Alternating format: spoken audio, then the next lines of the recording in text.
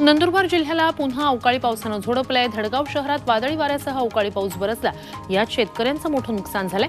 ढगाळ वातावरण आणि वादळी वाऱ्यामुळे कैरीच्या उत्पादनात घट होण्याची शक्यता आहे। गोंदिया जिल्ह्यात प्रमुख जलाशयांची पाणी पातळी झपाट्यानं कमी होतीये।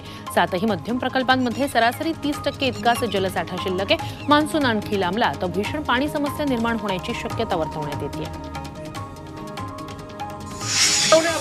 मुळा धरणाच्या डाव्या कालव्यातून शेतीला आवर्तन सोडावं या मागणीसाठी नगर मनमाड महामार्ग अडवण्यात आला।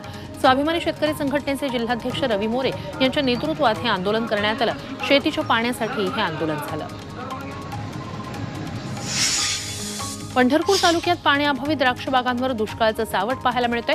कासेगावातील शेतकऱ्यांना द्राक्षबागेवर कुऱ्हाड चालवली। गेल्या 1.5 महिन्यापासून मीरा भाटघर कालव्याला पाणी नाहीये, विहिरी कोरड्या पडल्यात।